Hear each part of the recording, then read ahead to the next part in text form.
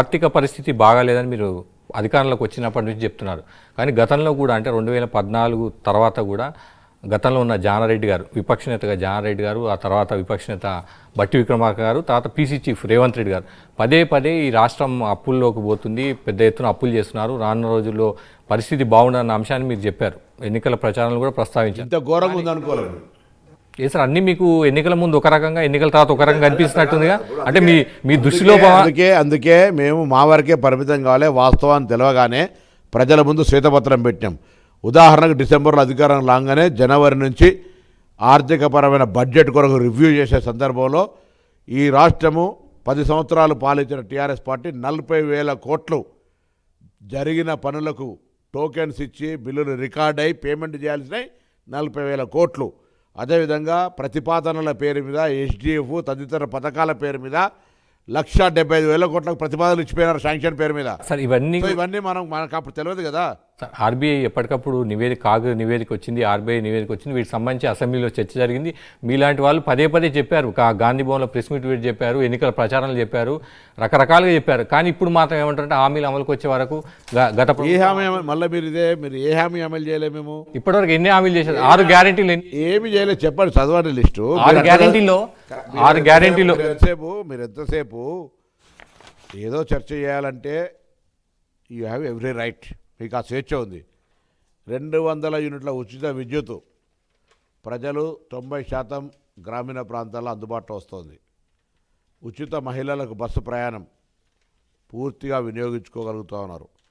500 gas cylinder, కొంత సాంకేతికంగా అక్కడక్కడ ఏదైనా సమస్య ఉన్నా అది కూడా అప్రిషియబుల్. ఇందిరమ్మ ఇళ్ళ సర్వే జరుగుతూ ఉంది. కొత్త రేషన్ కార్డులు ఇస్తాం. రైతు రుణమాఫీ అయింది. రైతు భరోసా ఫస్ట్ ఫేజ్ ఇచ్చినాం. రెండో ఫేజ్కు సంబంధించి డిస్కషన్ జరిగింది, ఒపీనియన్ ఫ్రేమ్ చేసినాం. ఇప్పుడు ఈ సంక్రాంతికి ఇస్తూ ఉన్నాం. మెస్ ఛార్జీలు పెంచినాం, ఆరోగ్యశ్రీకి పెంచినాం, సన్నవడ్లకు 500 ఇచ్చినాం.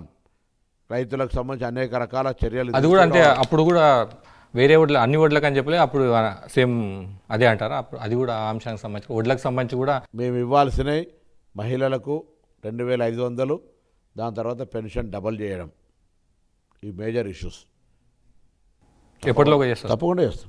చేసిన వాటికి అప్రిషియేట్ చేయబట్టు చాలా బాగా జరిగింది, ప్రశంసించు. ప్రజల్లో వాళ్ళు స్థానిక సంస్థలు ఎన్నికలు వస్తాయి, తీర్పు ఇస్తారు కదా సార్, ఎంతవరకు చేశారు, ఎవరు అప్రిషియేషన్ చేసి ప్రజలు ఓట్ల ద్వారా మద్దతు ఇస్తారా లేదా? అటువంటి మనం చర్చ అనవసరం కదా.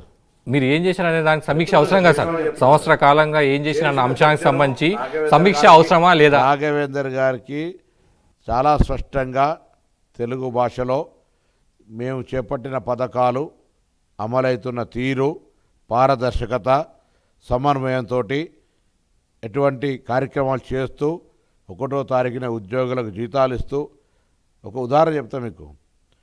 బీసీ వెల్ఫేర్ మినిస్టర్గా దసరా సెలవుల సందర్భంగా ఇంటికి పోయిన పిల్లలు వాపసు వచ్చి మళ్ళీ కాలేజీలకు పోదామంటే 700 ప్రైవేట్ బంగ్లాలు ఉంటే 1000కి వాళ్ళంతా తాళాలు వేసుకుంటామంటే అప్పటికప్పుడు వాళ్లకు గట్టి వార్నింగ్ ఇచ్చి ప్రభుత్వ సొమ్ము ఎక్కడికి పోదు, ఒక్క క్షణం కూడా ఆపడానికి వెళ్ళేది పిల్లల్ని పోలీస్ కేసు పెట్టి 50% కిరాయిలు వెంటనే పేమెంట్ చేసినాం. పాత బకాయి. అవును, మీరు పాత బకాయిలు మీరు ఆ అంశాన్ని ప్రస్తావించారు కాబట్టి గత 9.5 ఏళ్ళలో వాళ్ళు ఉన్నప్పుడు ఎవరు తాళాలు వేయాలంటే మీ పాలనా వైఫల్యం మీకు పట్టులేక అది జరిగింది. తాళాలు వేసి బ్యానర్లు కట్టేంత వరకు మీలాంటి వాళ్ళు ఫోన్ చేసి వాళ్ళను బతిమాలాల్సిన పరిస్థితి,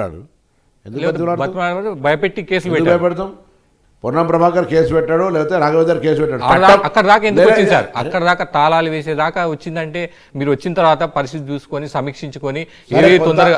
ఎవరైతే కొంత గతంలో మీకు చెప్పుకుంటే ఆశ్చర్యం అవుతుంది, నేను ఇలా రాజకీయ విమర్శ కాదు. రాఘవేందర్ గారు టీఆర్ఎస్ నాయకుడు, ఆయనకు పెద్ద బంగ్లా ఖాళీ ఉంది, ఇంజనీరింగ్ కాలేజ్ ఖాళీ అయింది, అక్కడ ఒక గురుకుల శాంక్షన్ చేసి ఆయనకి ఇచ్చేసినారు ఇష్టమున్న కిరాయితోటి. సమీక్షిస్తాం, ఎవరెవరు తాళాలు వేసారు, ఎవరెవరు కిరాయిలు ఎక్కువ తీసుకుంటారు, అన్నీ జరుగుతాయి, చర్యలు జరుగుతాయి.